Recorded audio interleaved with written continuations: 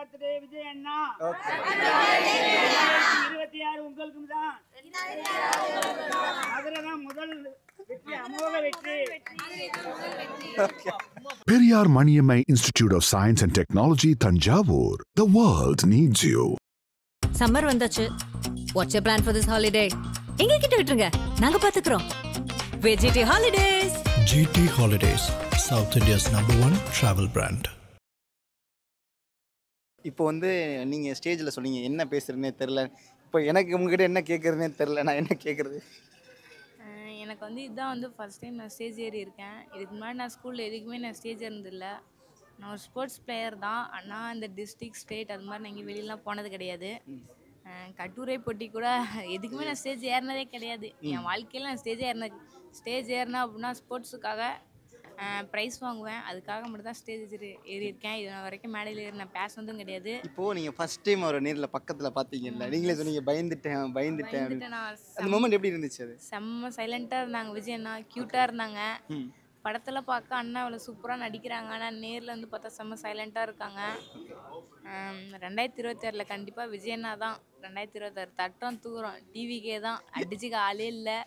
இதுக்கு முன்னாடி வின் பண்ணவங்கலாம் 1000 2000 ஓட்டு வித்தியாசத்தை தான் வந்து வின் பண்ணாங்க. ஆனால் கண்டிப்பாக சொல்கிறேன், டிவிக்கே தமிழக வெற்றி கழகம் கண்டிப்பாக லேக்ஸ் கணக்கான ஓட்டு வித்தியாசத்தில் தான் வந்து கண்டிப்பாக வின் பண்ணுவாங்க. சரித்திரம் பட்டைக்கு கண்டிப்பாக டிவிக்கே தான்.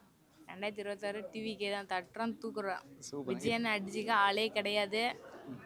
நானும் அவங்களுடைய ஃபேன் தான். ஆனால் என்ன ஒரு கஷ்டமாக இருக்குன்னா, விஜயன் அதுக்கப்புறம் படத்தில் நடிக்க மாட்டேன்னு சொல்லி சொன்னாங்க. அவங்கள்ட்ட ரெக்வஸ்ட்டாக வச்சுருக்கேன், அட்லீஸ்ட் 2 வருஷத்துக்கு அப்புறமா 2 வருஷத்துக்கு ஒரு டைமாவது படம் நடிங்கண்ணா அப்படின்னு சொல்லியிருக்கேன். அண்ணனும் பார்க்கலாம்ப்பா அப்படின்னு சொல்லி சொன்னாங்க. செம்ம சைலண்ட்டாக இருந்தாங்க, க்யூட்டாக இருந்தாங்க விஜய் அண்ணா. ரொம்ப ஹாப்பியாக இருந்துச்சு. அதனால தான் விஜய் நீங்கள் பேசும்போது உங்கள் அம்மாவோட முகம் பார்த்தீங்களா? எவ்வளோ சந்தோஷமாக இருந்துச்சு? எந்த தாய்க்கு தானே சந்தோஷமாக இருக்காது. ஒரு பெத்த பிள்ளை வந்து ஸ்டேஜ் ஏறி பேசினா எல்லா தாய்க்குமே தானே சந்தோஷமாக இருக்கும். கண்டிப்பாக. நீங்கள் சொல்லுங்கள், அந்த மொமெண்ட் விஜய் சார் பக்கத்தில் இருக்கும்போது அந்த மொமெண்ட் எப்படி இருந்துச்சு? ரொம்ப ஹாப்பியாக இருந்தது. எனக்கு சின்ன வயசுலேருந்து விஜய் அண்ணா ரொம்ப பிடிக்கும். நான் இது வரலையும் போய் பார்க்கணும், இந்த மாதிரிலாம் போய் வாங்கணும் இப்போலாம் எங்கள் வீட்டில் இருக்கவங்களுக்கு ஆசை. நான் எங்கள் அக்கா மாதிரி ஸ்போர்ட்ஸ் பிளேயர்லாம் கிடையாது. எனக்கு ஸ்போர்ட்ஸ் சுத்தமாக வராது. படிப்பேன், ஏதோ கொஞ்சம், ரொம்பவும் படிக்க மாட்டேன், படிப்பேன். ரொம்ப ஹாப்பியாக இருக்குது இன்றைக்கி. எங்கள் வீட்டில் இருக்கவங்களுக்குலாம் ரொம்ப ஹாப்பியாக இருக்குது. எல்லாம் சொல்லுவாங்க, இந்த மாதிரி நீயும் போயிட்டு ஸ்டேஜில் நீனும் வாங்கணும், அந்த மாதிரிலாம் சொல்லியிருக்காங்க. ஸோ ரொம்ப ஹாப்பியாக இருக்குது.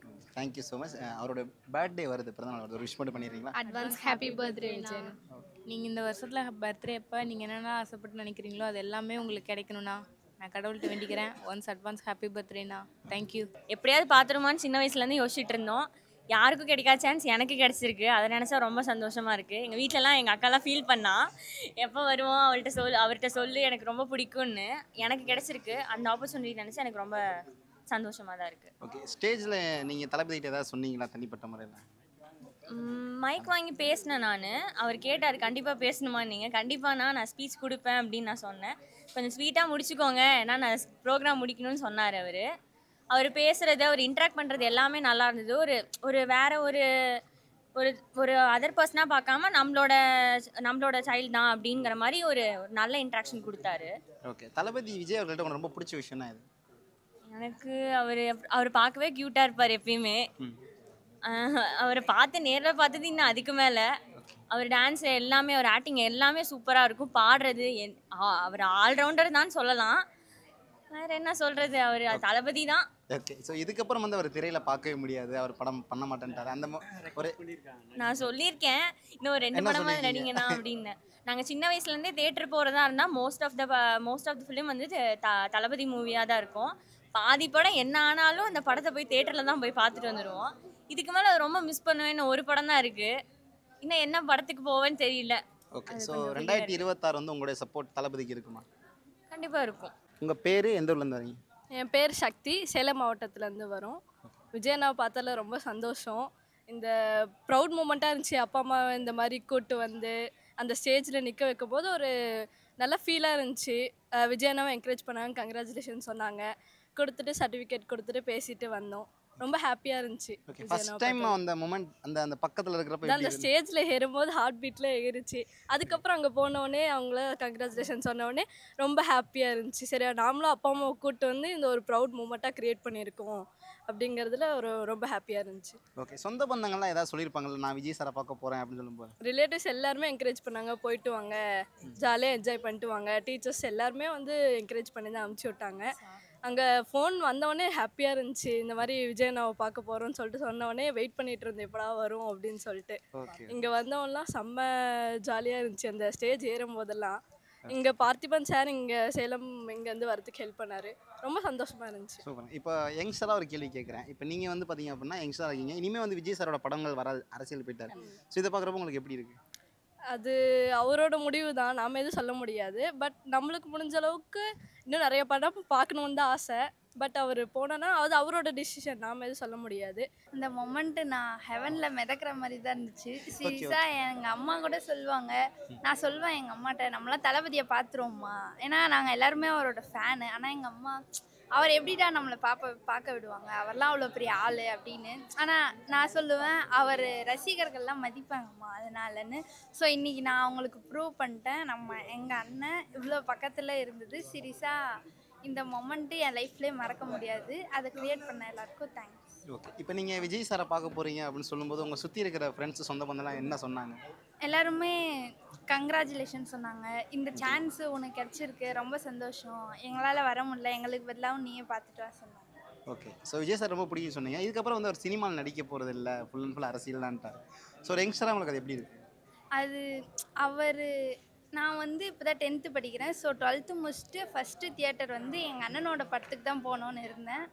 பட் அது முடியாததால் எங்கள் அண்ணன் எங்கே வந்தாலும் எப்பயுமே நாங்கள் சப்போர்ட் பண்ணுவோம். எங்கே வந்தாலும் சப்போர்ட் பண்ணுவோம். ஓகே. என்ன மாதிரியான சப்போர்ட்லாம் நீங்கள் அண்ணனுக்கு பண்ணுவீங்க? அதாவது அவர் வந்து எல்லாருக்கும் ஹெல்ப் பண்ணணும்னு நினைக்கிறார்ல, ஸோ அதை வந்து எங்களோட வேலையை எடுத்து நாங்கள் செய்வோம். அதாவது இது நினச்சி பார்க்கக்கூட முடியாத ஒரு மூமெண்ட்டுன்னே இது சொல்லலாம். இந்த மூமெண்ட்டு வாழ்க்கையில் ஒரு மறக்க முடியாத ஒரு தருணமாக கண்டிப்பாக இருக்கும். எவ்வளோ கோடி ரூபாய் கொடுத்தாலும் இதெல்லாம் கிடைக்கவே கிடைக்காது. இது எங்கள் கல்வியால், பெற்றோர் கொடுத்த, ஆசிரியர் கொடுத்த கல்வியால் இன்றைக்கி கிடைச்சிருக்குதும் போது பெருமையாக இருக்குது. சொந்த பந்தம், பேரண்ட்ஸு, டீச்சர்ஸு, ஸோ அவங்க என்ன சொன்னாங்க ஃப்ரெண்ட்ஸ்? அவங்க சொன்னதெல்லாம் அங்கே போயிட்டு ஃபோன்லேயே எனக்கு காட்டுங்க, ஃபோட்டோ எடுத்து அனுப்புங்கன்ற மாதிரி சொன்னாங்க. பட் ஆனால் இங்கே ஃபோன் அலோடு இல்லை. கண்டிப்பாக அங்கே நிச்சயமாக இங்கே பேசினது, நான் அவார்டு வாங்கினது எல்லாமே லைவில் பார்த்துருப்பாங்க. கண்டிப்பாக எங்களை விட அதிகமாக எங்கள் டீச்சர்ஸ் பெருமைப்பட்டிருப்பாங்க. கண்டிப்பாக. ஓகே. இப்போ வந்து அரசியல் சார்ந்து விஜய் சார் என்ன விஷயங்கள் பண்ணாலும் ஸ்டூடெண்ட்ஸ்க்காக அவர் இந்த மாதிரி பண்ணுறாருல, இதை பார்க்குறப்ப உங்களுக்கு என்ன தோணுது? இது வந்து ஃபஸ்ட்டு ஒரு மோட்டிவேஷ்னலாக இருக்குது படிக்கிற பிள்ளைங்களுக்கு. இதை வச்சு முன்னுதாரணமாக வச்சு கூட இது நம்மளும் போயிட்டு பார்க்கணும். இப்போ விஜய்னாவே ரசிகர்கள் நிறைய இருக்காங்க, கிராமத்தில் இருந்து நகரம் வரைக்கும் எல்லாருமே அப்படி தான் இருக்காங்க. அப்போ இது படித்தா போயிட்டு பார்க்கலாம் அப்படின்றது ஒரு சான்ஸ். கண்டிப்பாக இந்த சான்ஸுக்காக படிக்கிற விஷயத்தில் கொஞ்சமாவது உள் நுழைவாங்கல்ல, அது ஸ்கோர் பண்ணுவாங்க. ஓகே. சார் அடுத்து இன்னொரு டைம் அடுத்து தம்பி இப்போ 10th முடிச்சிருக்கான், 479 மார்க்கு. ஜஸ்ட்டு மிஸ்ல வந்து கலசுப்பாக்கம் தொகுதியில் மிஸ் ஆயிடுச்சு. கண்டிப்பாக 12th ஃபர்ஸ்ட் மார்க் எடுத்து நாங்கள் 2வது முறையும் கண்டிப்பாக வருவோம். கண்டிப்பாக தம்பி மார்க் வாங்குவான். சூப்பர். அவருடைய பிறந்தநாள் வருது, ஒரு வாழ்த்துக்கள் மட்டும் சொல்லிடுறீங்களா? அட்வான்ஸ் ஹாப்பி பர்த்டே விஜய் அண்ணா. ஆமாம், நீங்களும் சொல்லிடுங்க. ஹாப்பி பர்த்டே விஜய் அண்ணா. சொன்னதுலேருந்து 2 நாள் நைட்டு ஒரு மாதிரி நர்வஸாகவே இருந்துச்சு.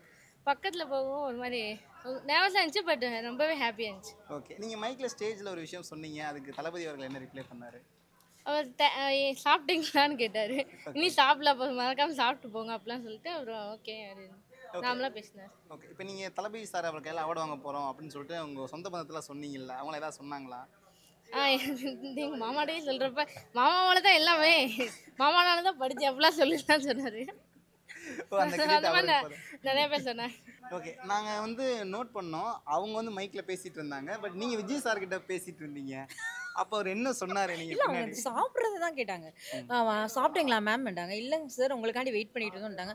அப்புறம் இருந்து சாப்பிட்டுட்டு தான் நீங்கள் போகணும் அப்படிங்கிற மாதிரி சொன்னாங்க. ஓகே. ஸோ உங்களுக்கு அந்த மொமெண்ட் எப்படி இருந்துச்சு? பொண்ணு இந்த மாதிரி அவார்டு வாங்குற ஒரு விஷயம். ரொம்ப ஹாப்பியாக இருந்தது, நல்லா ஹாப்பியாக இருந்தது. அது போக எனக்கு என்ன ஹாப்பினா, என்னோட ஃபேமிலி மெம்பர்ஸோட ட்ரீமை ஃபுல்ஃபில் பண்ணியிருக்கேன். அது வந்து எனக்கு ரொம்ப ஹாப்பி. நான் எக்ஸ்பெக்டே பண்ணல அவங்க இவ்வளோ காமாக இவ்வளோ ஸ்வீட்டாக இருப்பாங்கன்னு. ஸோ ரொம்ப க்யூட், அது ரொம்ப ஹாப்பி. ஓகே. நேரில் அவர் என்ன சொன்னார் உங்ககிட்ட? என்னோட நேம் என்னென்னு கேட்டாங்க. அப்புறம் வந்துட்டு சாப்பிட்டியா அப்படின்னு கேட்டாங்க. இல்லை அப்படி சொன்னேன். சரி நான் வந்துட்டு பேசிக்கலாமா அப்படின்னு கேட்டேன். அவங்க ரொம்ப டயர்டாக இருந்தாங்க. இல்லை பேசு நீ அப்படி சொன்னாங்க. ரொம்ப ஒரு மாதிரி ஸ்வீட்டாக பேசினாங்க என்கிட்ட. ஸோ அது வந்து எனக்கு லைஃப் டைம் மெமரியாக இருந்துச்சு. ஓகே. ஓகே. ஆமாம், நீங்கள் சொல்லுங்கள். ஸோ மதுரையிலேருந்து பொண்ணு மூலியமா தளபதி விஜய் அவர்களை நீங்க நேர்ல நான் பாத்திருக்கீங்க. எந்த சினி ஆக்டர்லையுமே நேராக பார்த்ததே இல்லை. விஜய் சாரை மட்டும்தான் ஃபஸ்ட்டு பார்த்துருக்கேன். அது என் பொண்ணுக்கு தான் தேங்க்ஸ் சொல்லணும். அப்புறம் அவரை பார்த்தோன்னா என்ன சொல்கிறது, கை ஓடல அப்படியே ஒரு மாதிரி மெஸ்மரைஸ் ஆன மாதிரி, அப்படியே ஃப்ரீஸ் ஆன மாதிரி ஆயிடுச்சு. ஸோ அவர் நல்லா பேசினார். நீங்க திரையில பார்த்ததுக்கும் இப்போ நேர்ல பார்த்ததுக்கும் நிறையாவே இருக்குது. என்ன விஷயம்? ஃபோக்கஸ் அண்ட் அண்டர்ஸ்டாண்டிங் ஒரு பொண்ணு சொன்னாங்களா, அதே தான் நானும் நோட் பண்ணேன். ஃபோக்கஸ் அண்ட் அண்டர்ஸ்டாண்டிங் அண்ட் அதுக்கப்புறம் நெக்ஸ்ட் செகண்டரியாக தான் அவங்கக்கிட்ட ப்ராக்டிஸ் இருந்துச்சு. ஓகே, அதை தான் நான் அவங்கக்கிட்ட நோட் ஓகே. அரசியல் சார்ந்து நிறைய பேர் நிறைய விஷயம் பண்ணாலும் நம்ம மாணவர்களுக்காக அவர் இந்த ஒரு விஷயம் பண்ணியிருக்காரு. இதை பார்க்குறப்போ உங்களுக்கு என்ன தோணுது? இது அவர்கிட்ட இருக்க தனியாக இருக்க ஸ்பெஷாலிட்டி. அரசியலுக்காக எல்லாரும் என்னென்னமோ பண்ணிட்டு இருக்கும்போது எங்களை மாதிரி இருக்கவங்களுக்கு சரியான ஒரு அங்கீகாரம் கொடுக்கணும், படிப்புனால முன்னாடி வரணும் அப்படின்னு நினைக்கிற எங்களுக்காக ஒரு சரியான அங்கீகாரம் கொடுக்கணும்னு விஜய் சார் எடுத்திருக்க அந்த முயற்சி எல்லாராலையும் பாராட்டக்கூடியது, நல்ல முயற்சி. ஸோ அடுத்து வரக்கூடிய 2026ல் ஸ்டூடெண்ட்ஸ் உங்களுடைய சப்போர்ட் கிடைக்குமா? கண்டிப்பாக கிடைக்கும். என்ன மாதிரியான சப்போர்ட்லாம் கிடைக்கும்? Full force. ஓகே, ஓட்டிங் மூலமாக கூட ஓட்டிங் மூலமாக உங்களுடைய சப்போர்ட்டை கொடுப்பீங்க. அது மாதிரி கன்ஃபார்ம். ஓகே. ஸோ இது இப்போ வந்து ஒரு யங்ஸ்டராக நான் உங்கள்கிட்ட ஒரு கேள்வி கேட்குறேன். இதுக்கப்புறம் அவர் சினிமாவில் பண்ண போகிறதில்லன்னு சொல்லிட்டாரு. ஒரு யங்ஸ்டராக உங்களுக்கு அது என்ன தோணுது? என்ன சினிமாவில் விஜய் சார் வந்து ஒவ்வொருத்தர் வந்து என்னென்னா அவங்களோட சிக்னேச்சர் ஸ்டைலை வச்சு தான் சினிமாவில் அவங்களோட காட்டுவாங்க. ஆனால் விஜய் சார் ஒவ்வொரு மூவிலையுமே ஒவ்வொருத்தர்கிட்டையும் ஏதோ ஒரு தனித்துவமான விஷயத்த வந்து சொல்ல வராங்க. ஆனால் இனிமேல் அவர் வந்து நடிக்காமல் போகிறது வந்து என்னென்னா அந்த மாதிரி ஒரு இதை சொல்ல முடியாது இல்லையா நம்மக்கிட்ட டைரெக்டாகவே. அது ஒன்று தான் இல்லாமல் இருக்கும். எஜுகேஷனை தாண்டி ஒரு முக்கியமான விஷயம் இருக்குது. அது பார்த்தீங்கன்னா டிசிப்ளின். இப்போ இருக்கிற ஸ்டூடெண்ட்ஸுக்கு முக்கியமானது டிசிப்ளின். எங்கே பார்த்தாலுமே இப்போ இருக்கிறதுக்கு அதுதான் ரொம்ப ரொம்ப முக்கியம். கல்வின்றதை விட ஃபஸ்ட்டு திங் வந்து டிசிப்ளின் தான். எங்கே எப்போ எப்படி நடந்துக்கணுன்றது வந்து ஸ்டூடெண்ட்ஸுக்கு கண்டிப்பாக தெரியணும்.